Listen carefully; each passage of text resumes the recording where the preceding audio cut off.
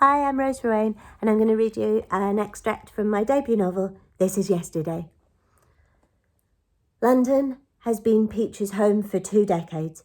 Nowadays, when she looks around, all she sees is hope pouring down the cracks in the pavements. Mad hopes and well-founded ones becoming the same as they trickle into the gutter.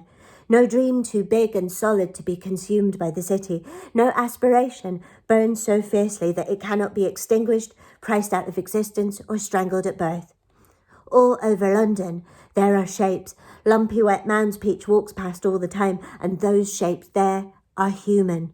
There are obstacles at the top of escalators, slow-moving blobs cluttering up the pavement, impeding her progress, noisy objects making unbearable sounds when she is dying for peace, and those shapes there are human.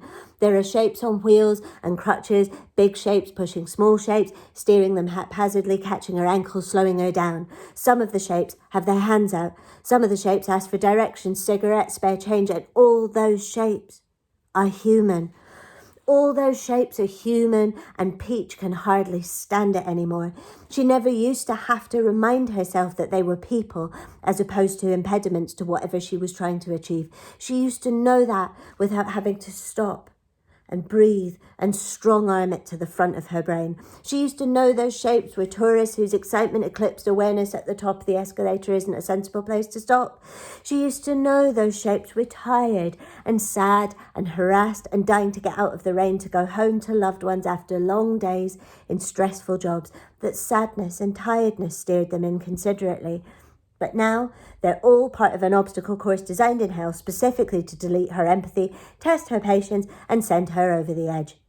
It feels like quietly instrumental parts of Peach are dying and turning gangrenous all the time, like some kind of intolerant zombie. Instrumental chunks of her ability to be a decent human are rotting off faster than she can gather them up and stick them back on.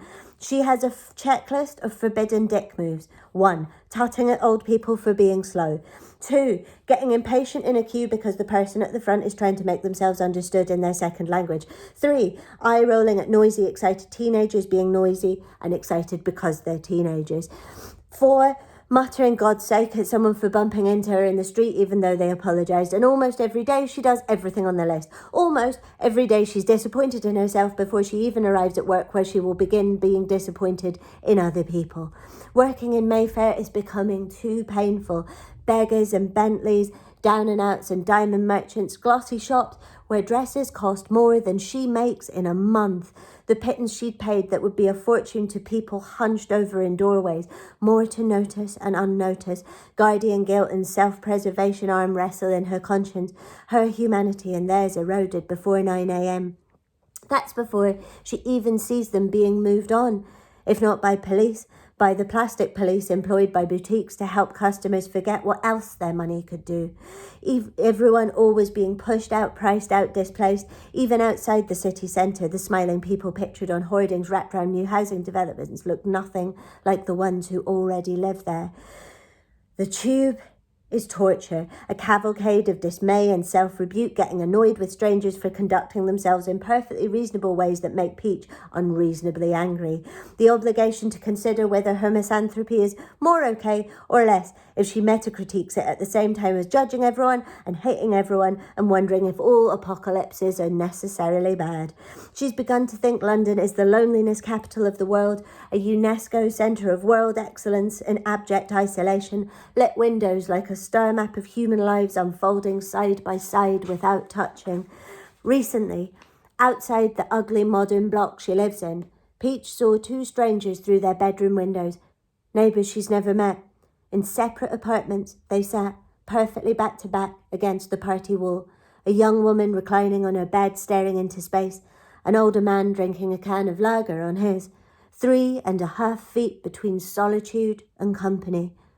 Peach let herself into her own flat, aware of each person shouldering their burdens and bedding down with them for another night, right across the hall from one another, close enough to hear if somebody should cry out, if somebody called for help, far enough away to imagine some selfless other would go to their rescue. In the distance, an ambulance shrieked. 2 streets away, a dog barked. And after that, there was nothing. Although Peach's capacity for joy feels like talent kept latent by lack of an instrument. Sometimes there are moments where euphoria startles her, like St. Pancras filling with sudden music as someone pauses to play a station piano, the disruption of beauty out of place.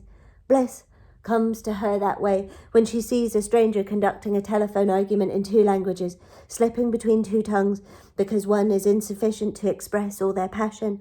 It moves Peach to tears. It reassures her that she isn't dead inside after all.